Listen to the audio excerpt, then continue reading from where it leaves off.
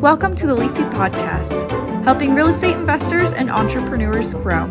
Say hello to your hosts, Jennifer Goglorick and Brian Price, founders of Leafy Legal Services, teaching you how to protect your assets, grow your business, and manage your wealth. Let's start the show. Hey there, Leafy podcasters. This is Jennifer. Today, Tammy can't make it, and so it's just me with an incredible guest who has a wonderful story that's not just going to warm your heart, but it's also going to be very inspiring. So we have a very successful real estate investor, and he's a business owner, and his book, No Excuses, has just come out, and it talks about how he used to hustle stolen mac and cheese, and he paid his parents' mortgage off at 13, and now he runs a successful business empire. So we're going to talk to him today about a little bit about his backstory, what he's doing now, and then the amazing work that he does helping people not target, that sounds bad, but notice at-risk youth and how we can all be of a better help to these types of kids, because we want to make a difference in this world. So I want us all to welcome Roger Auger to the show. Welcome, Roger. Hello. How are you? I'm doing great. I'm very excited to get to talk to you because your story is just, pretty much so amazing. Well, thank you. So tell me a little bit about how were you able at 13 to help pay off your parents' mortgage? Because I know you get asked that every single time, but I want to ask you too. Well, it was making the payments. It wasn't paid off directly. I did that later on in the day, but I'm an entrepreneur by heart, so I was scalping sporting event tickets. I was had a flea market stand where I was selling video games and tools, and I would do all kinds of things on the side that would make me fast cash as much as I could, as fast as I could, because we had a payment of $800 a month to pay the mortgage. Wow. Golly. So you just started out at a young age. Now, how did your parents support you in this? Because, like some kids, they wouldn't even know how to begin with that, or they couldn't get out of the house to even do that. We're such helicopter parents now. So did your parents go with you for that? Or No. Were you doing it on your own? Is it just because it was a different world then? Explain how that happened. It was on my own. My parents didn't. My dad was an alcoholic and my mom was bipolar. Not diagnosed, but we know she was. And my dad also did a lot of drugs. So it was like, if I didn't do it, then we would be on the street. So I would work my ass off much as I could to make sure we have money in the house. And then my parents only were happy when I gave them the money to do it.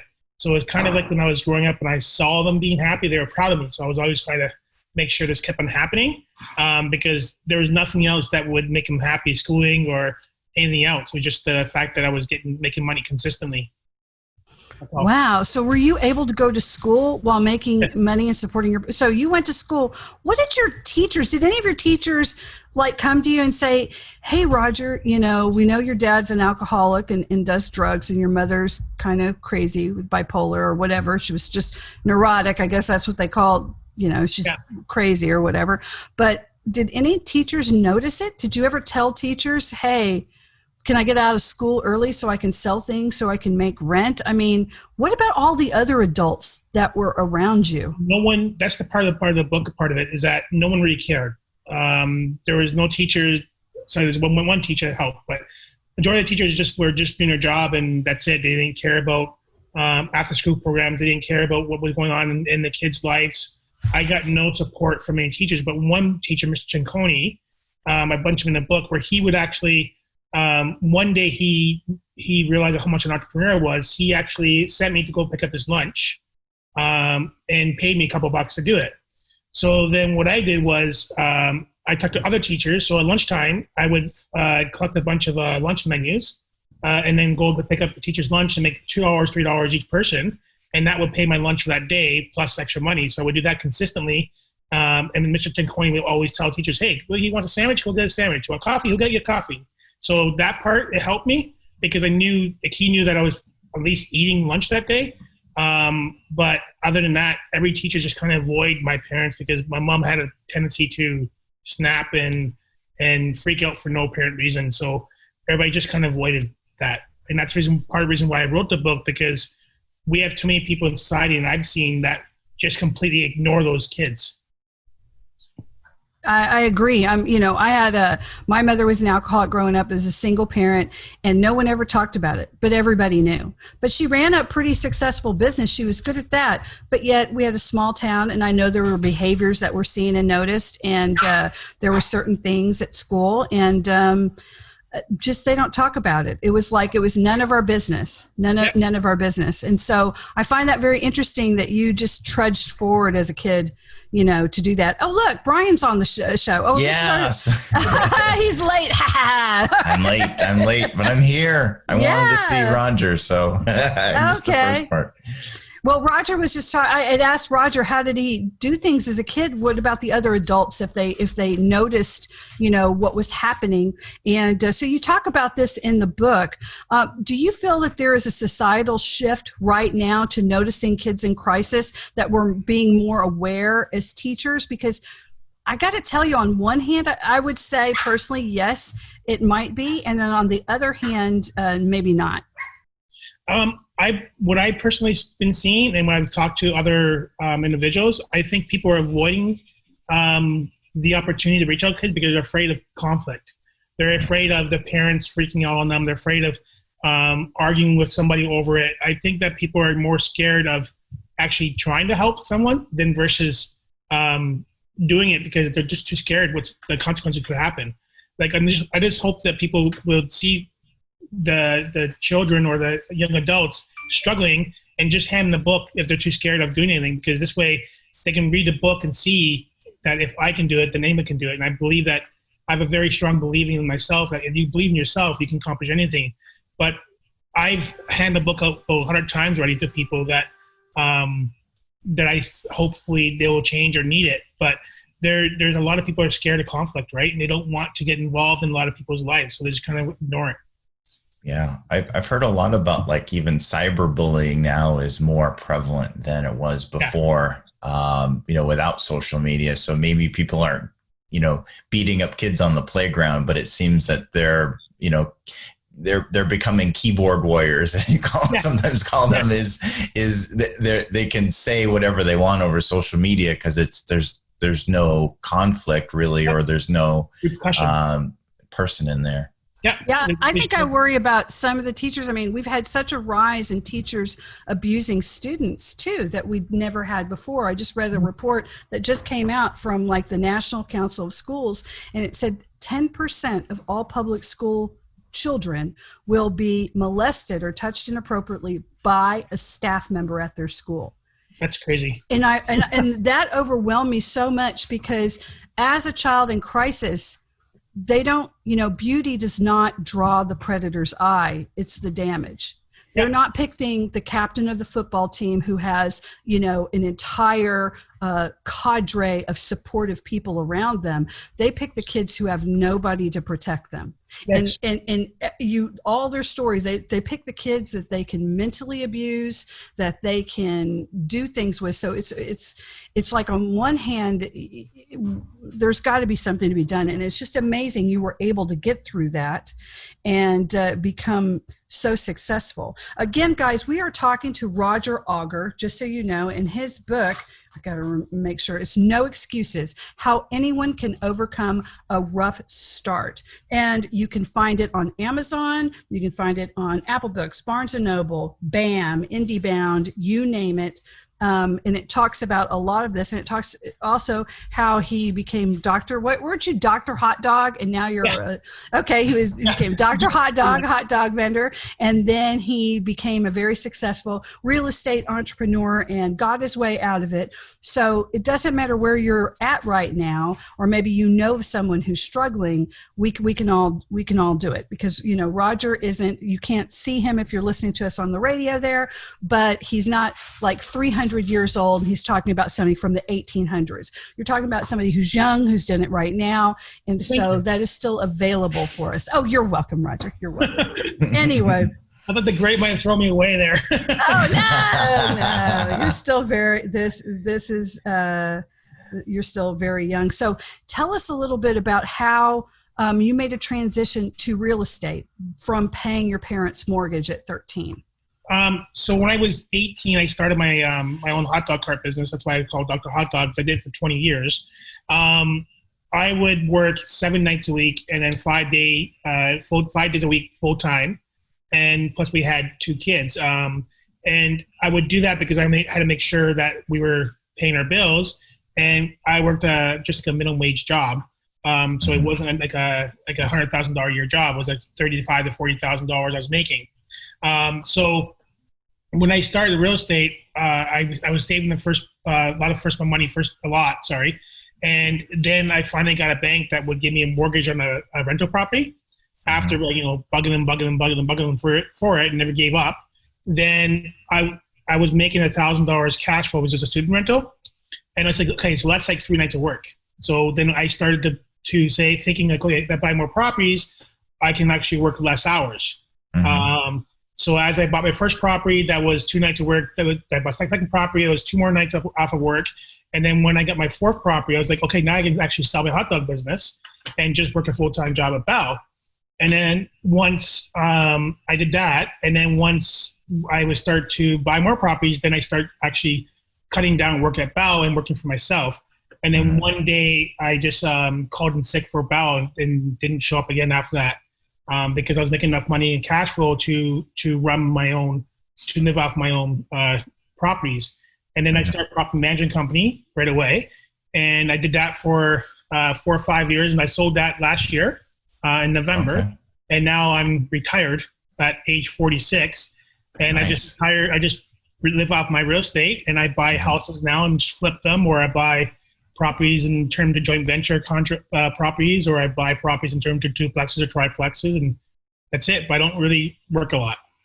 Oh, I do wholesaling too now. Okay, cool. So now that when you're accumulating your properties, and especially the first ones, were you essentially utilizing all the money you were making from your daytime job in the hot dog business, or what were you doing? So when I first bought my first property, it was my residential property where I lived in. And then we were saving. You can't save enough money to buy real estate. It's really hard to. So I would refinance my property I was living in and pull money out of that one plus my savings to buy another one. And then when 6 months to a year later, I refinanced that property, broke the mortgage, which I paid penalties for, and then bought another property and just continued on doing that. And then as I was getting the cash flow, I was also saving money too. And real estate, since I started, has been going up like crazy. So now I just pull, every time I refinance a couple properties, I then buy another one. So do you think it's still a good investment now with everything that's going on? Oh yeah. Yeah. If you look at the market, it depends where you are, but it's always gone up. It goes up, goes down, goes up, goes down. But it's an asset. It's a brick and mortar. You own it, right? It's going to sit there. If you're going to buy a property and flip it, be a little worried about that. But if your turn to long term, then yeah, for sure. Because only time buys you more equity, right? Yeah, I already knew the answer to that question, but I just wanted to hear your response to it. That's all we did. I just bought a property last week, so yeah. Okay.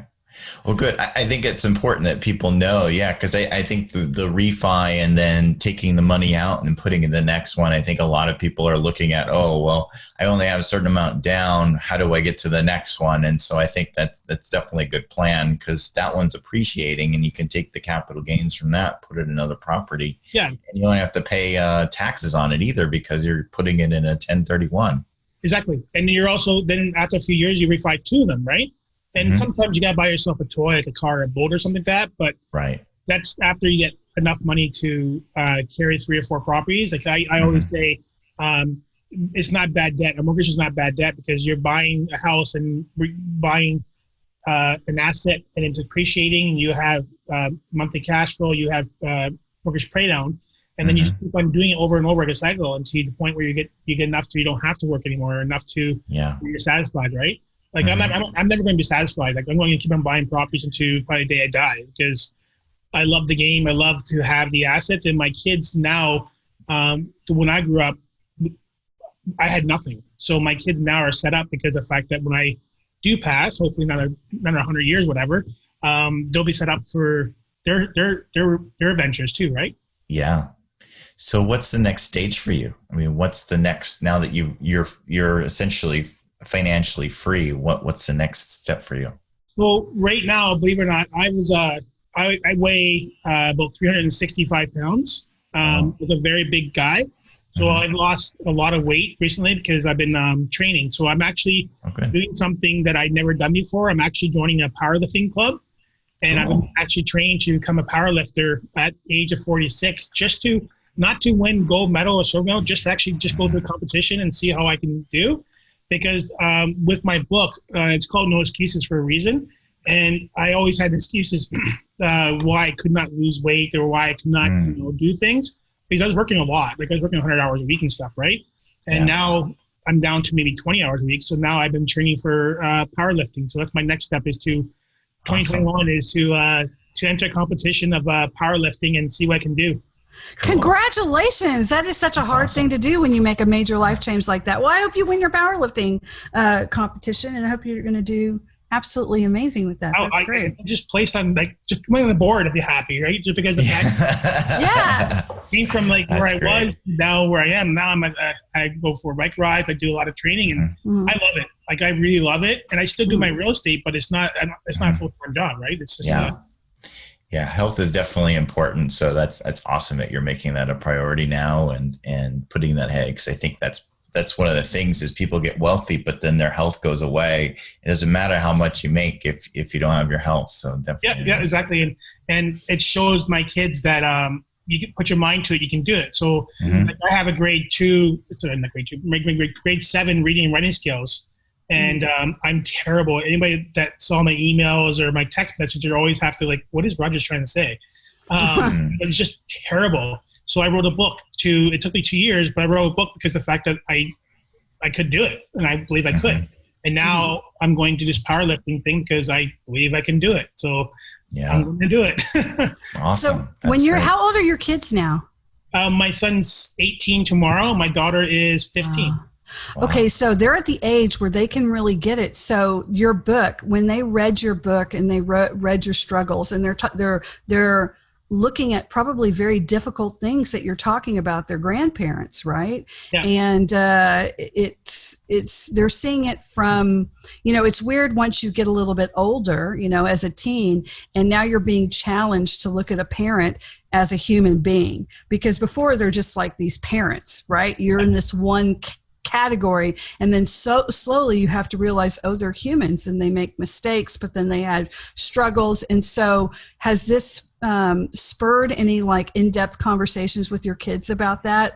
And what have they told you? I'm just curious, like, how do you not as a kid go, wow, Dad, that was, wow.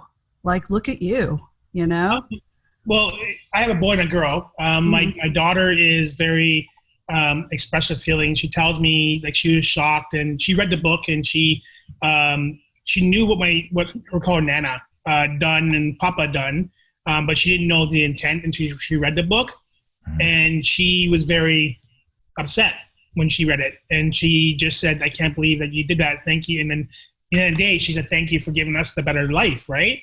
And she's very happy about that, and she's a little bit of a daddy's girl. Which I love.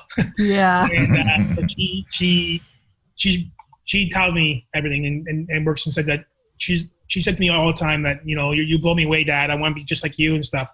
And then my son is a teenage boy. He doesn't show any emotion, doesn't show anything, but he knows that when he sees Nana or my family, then he just kind of like talks to him, doesn't say anything about anything, doesn't talk about it because he knows that it will start stuff.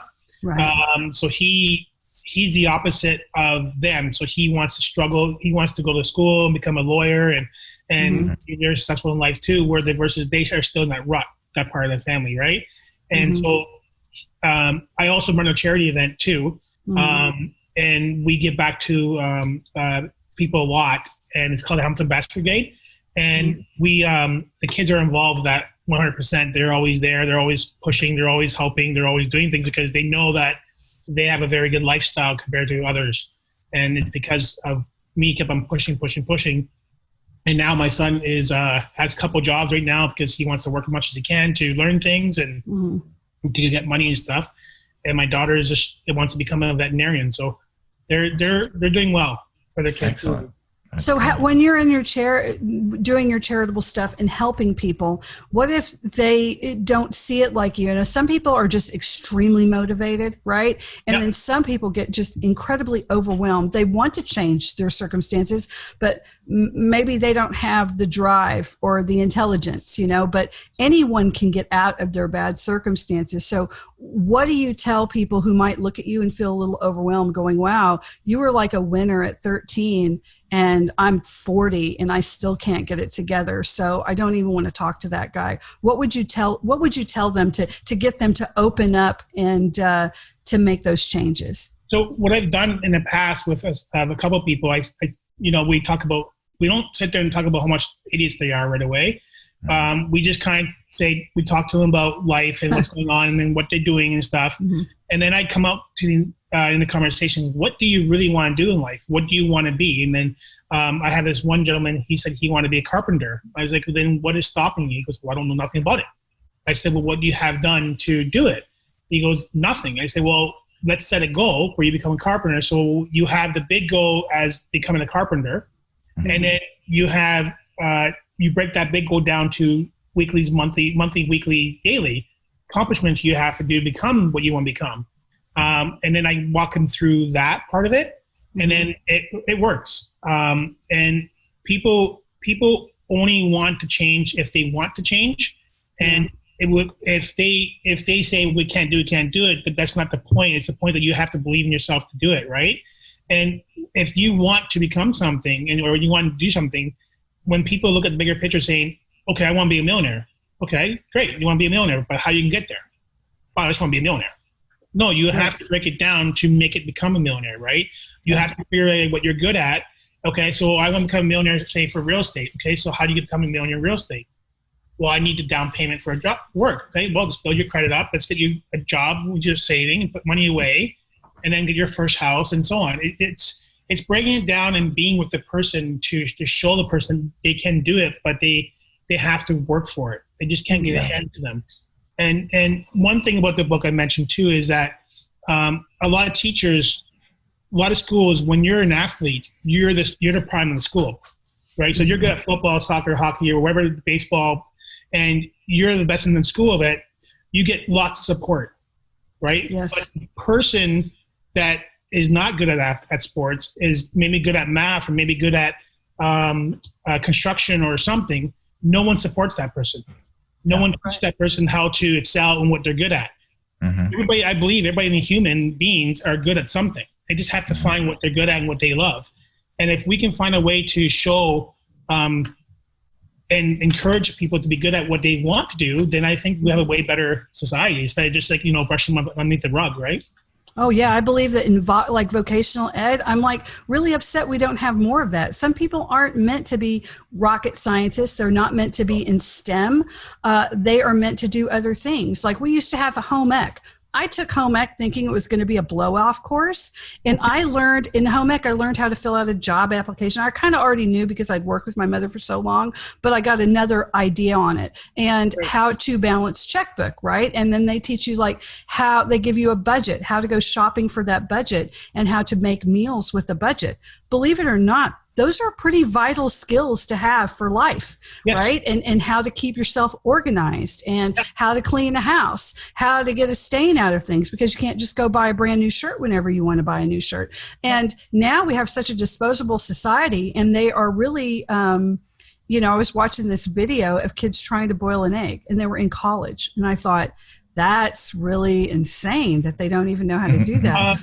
My son, he's 15, he can cook full meals by, or 14. But I mean, it's just nuts to me that there are so many who really can't survive, but yet they're smart. They own all the technology and the things in the world that they can do that.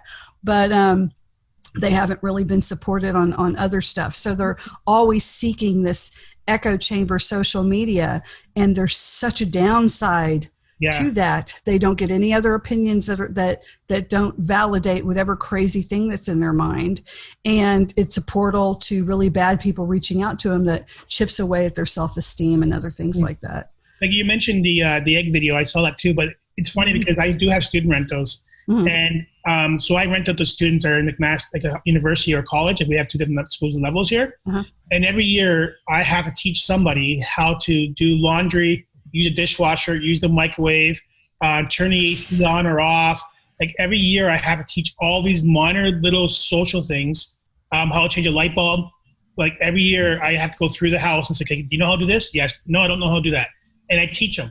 And it's like, wow. Like my son was 15 years old and he was able to plumb a sink. Do you know what I mean? It's because the parents now don't teach your kids the basic skills. And every year I'm like, wow, these are the kids that are going to be supporting us in the future.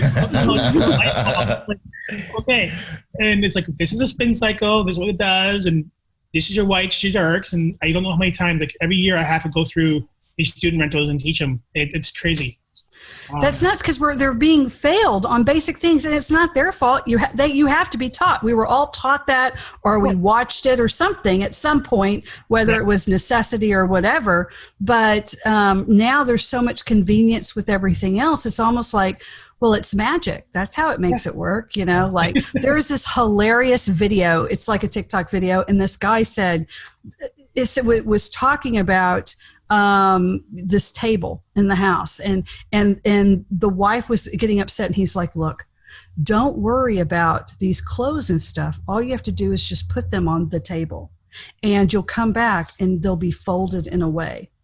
I've been doing this for years. Sometimes I'll just load up, as an Australian guy, sometimes I will just load up all the crap I can think of on the table, like dirty dishes and things like that. And when I come back, you're not going to believe me, but it's a magic table. It's all cleaned and it's all put away. And she's looking at him like, you idiot, right? It's like, whatever. And then, so he's explaining later on to his friends, and she left me and she called me an idiot. And the one guy's like, or the girl is listening to it, and the other guy's like, yeah, how does she not know about the magic table?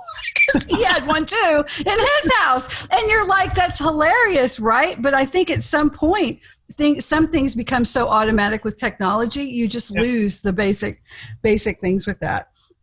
So what now that so the book is so different than your real estate investing business, but yet it's tied together. So in the book, do you talk about how you got your first house, all the steps you had to do, and the steps that you took to get out of it, or is it more geared towards just noticing kids? Tell us a little bit about like how the book progressive, so people will know about it. Again, guys, we're talking. Go ahead. It's more about encouraging yourself to believe that you can accomplish anything you want to. It's more about saying no excuses, and that really don't say it no more. Don't even think of it, because every time you want to become something, there's a small little brain. You want to do something. There's a small little thing in the back of your head saying, no, you can't do that because of this reason. Well, that's just an excuse, right? So the book just tells you, it explains to you that you can stop saying excuses and do what you want to do just by believing yourself. There is a couple chapter about real estate in it where I purchased a property that nobody wanted, and then I bought the property, and then I renovated and turned it into a duplex, and then I refinanced the property, and I actually got all my money back from the property. So I actually don't have anything in the property, and I'm making about $800 a month cash flow in the property. So there is details how to do that in the book. It does explain to you how I first got into real estate and why I got into real estate, because I saw the opportunity of having somebody paying you money to live in your house was a huge thing for me. And I still love it to this day when I get a check every month from rent and someone's paying me to live in the house that I own, right? Because they need something. So it explains that feeling as well in the book. And it explains not only there's cash flow like a monthly basis, because a lot of people like to have cash flow. Oh, I need to make $600 a month each month for cash flow. Where versus you can actually have a house with no cash flow. And then 3 years later, when you refinance it, you're pulling out a crap load of money, which is your wage, like say 3 years of your wages, and you're not paying tax on it. So that is your cash flow every 3 years. You get a huge chunk of money, right? And the tenants are still paying for the mortgage. So they're explaining about that as well in the book. So there is some real estate in the book, but the majority of the book is about someone like me that had nothing, that had a terrible upbringing, that didn't realize that like when I was a kid, I thought that was normal. Like that was normal life, what was going on in my life. And something clicked in my head that saying that was not normal life. You're not supposed to be paying your parents' mortgage. You're not supposed to, parents are supposed to be doing drugs and alcohol. You're supposed to be having parents encourage you to succeed. And that explains how I went through that emotional change, and how I said, okay, I'm going to change my life because I want my kids, if I ever have kids at the time, in the future, I want them to have a good life. I want them to not struggle as much as I did, right? Or work 100 hours a week for 20 years, because I don't think anybody should be doing that to succeed, right? But I had to, and now I'm very comfortable because of it, right? Yeah. It really kind of broke my heart how you wrote about if anyone's telling you you're worthless and you're just going to be a loser and a bum, and that's not true. And so you don't have to believe it. It's a bunch of crap. And, but it still is heartbreaking, because there are many kids who do grow up with parents and the people that are supposed to protect you that say those things. And that is a limiting belief that gets buried into your soul. It's very hard to break that out. But once you break it out and you realize that, no, you have incredible worth, and you have been polished like a diamond through pressure and hard times, but you are allowed to sparkle and shine bright, then it can be life-changing when you realize that. And to let go of the resentment, because there's a lot of resentment, like, why me? Why wasn't I Paris Hilton, and I had all the money and all the privilege in the world, and it doesn't matter how bad I screw up, the money just bails me out. And if I want to follow my dream of making perfume in a world laden with a million perfumes, I can do that, because, I'll make an album because I can just pay for it, even though I don't know how to sing, right? Like, you see these incredibly untalented people, right, that are just like doing all this stuff, and you're like, God, it's just so unfair. And there's such resentment that I can see, because it's all we see. I mean, they're just bombarded into our faces. And when you can pull out of that and see the beauty and the talent of the people around you, and then also notice how miserable most of those people end up being, like truly not really happy, then it's kind of eye-opening too. It is. And you can't let the people hold you down, hold you back, right? Because I was called names and all kinds of things all my life until I was about 18 years old. And I didn't want them to win. I didn't want them to think that I am what they're saying who I am. No, that's not me. I know who I am, and I'm going to be what I want to be, right? And live my life I want to live it. And when I started to not to believe it and start push myself, I felt much better. But I'm telling you right now, I'm 46 years old, and that still bugs me to today, because sometimes when I do things and I double check myself, I think, am I that idiot that just made that mistake? No, I'm not an idiot. I know what I'm doing. I've done this before, right? I second guess myself, because the fact that they were pushing it so much into me when I was younger that it's embedded into me. But I always put myself, no, that's not me. I know what I'm doing. This is right. This is the right move. I'm doing this right. So it's hard to get rid of. But if you can, and you believe you can, and believe in yourself you can, then I believe that you can become the life you want to become, and not let them determine the life they're making you live. Yeah. Right? Because they're miserable and they're upset in their own lives, so they want to put on other people, right? And that's their choice. They want to live that way, they can. You don't have to live the life that they're trying to push you to. And being taught, no one actually taught me that, but being like seeing other people driving like nice cars and living in nice houses, and seeing that, like, I want that life. Why can't I? Right. And that's why I worked my ass off and did what I did. And that's why I wrote the book, because I knew that people always made fun of my spelling, my grammar, and the way I wrote. Like, why are you so bad at this stuff? You own real estate. How are you surviving? And I was like, I don't know. And now I wrote a book, and all those haters are like, how the hell did you write a book? Like, I love that. I love that defiant spirit of, no, it doesn't matter how limited you think I am. I don't feel that I have those same limits that you think I am. Yeah. And that you've went forward and went, okay, I can't spell, my grammar sucks, but I'm writing a book. And I'm going to be a published author, and it's going to inspire people, and screw you all. I love that. I absolutely love that. When we launched the book April 1st, I was sitting on Amazon waiting for the first person to buy a book, because you're not offering until someone buys you a book.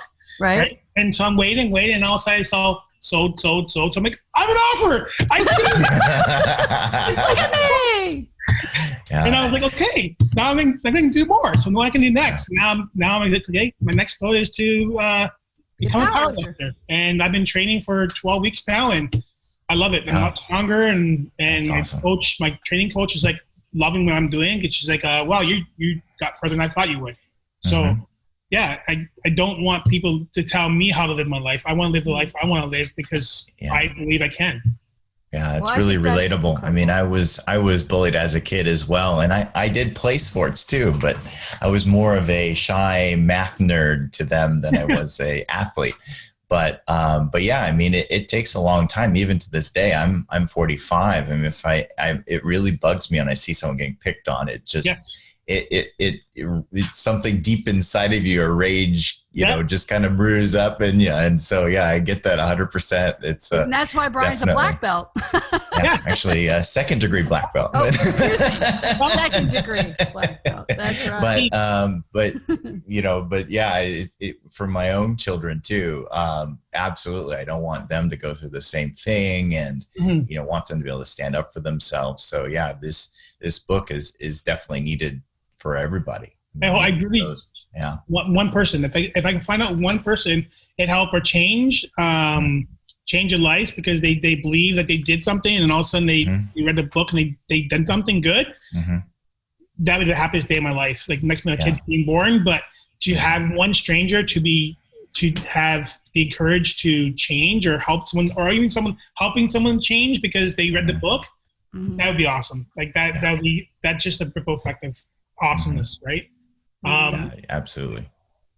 Well, guys, we've been talking to Roger Auger, and he is the author of No Excuses, How Anyone Can Overcome a Rough Start. And you can find his book on Amazon, BAM, Apple Books, Barnes & Noble, you name it. And is there a website that can just find out more about you, Roger? Can you let us know where to go?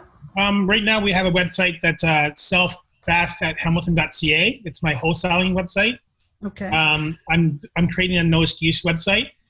Where people actually can encourage each other, so like they can talk on it and encourage each other. Oh.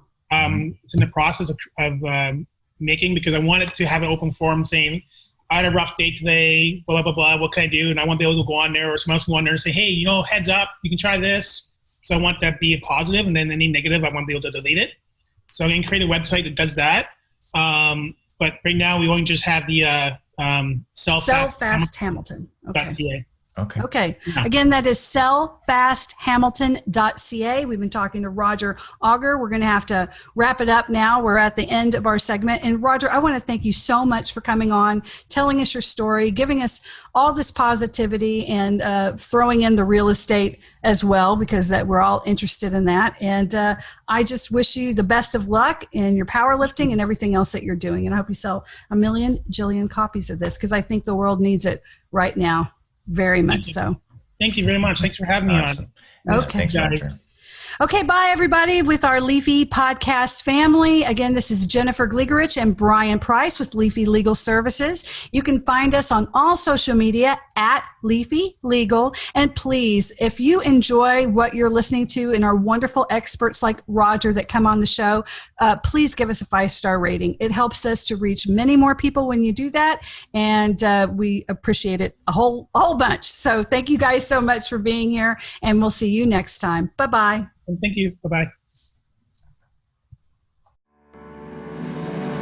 Attention real estate investors and entrepreneurs. Did you know that real estate investors are a primary target for lawsuits? According to the National Survey of the Court data, 25% of Americans risk being sued in their lifetime. However, if you are a real estate investor, you have a 95% chance of being sued in the next 20 years. Leafy Legal Services helps you protect your assets and strategically grow your business and wealth. Leafy Legal Services are experts at the Series LLC and Delaware Statutory Trust trust, two of the newest and most ideal legal structures for real estate investors. Leafy Legal Services have the most personalized and affordable solutions for setting up LLCs. Property owners are always at risk when it comes to their assets. Anonymity is so important. If you own just a rental house and you own your home, you have to protect yourself and your properties from any potential legal issues. Leafy Legal Services have the right solutions to make sure you are happy and feel secure.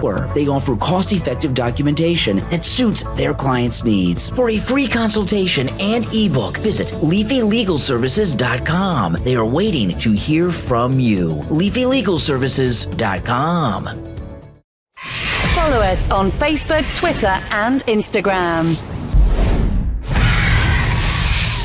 Don't wait. Take action now. LeafyLegalServices.com. Protect your assets, grow your business, and manage your wealth.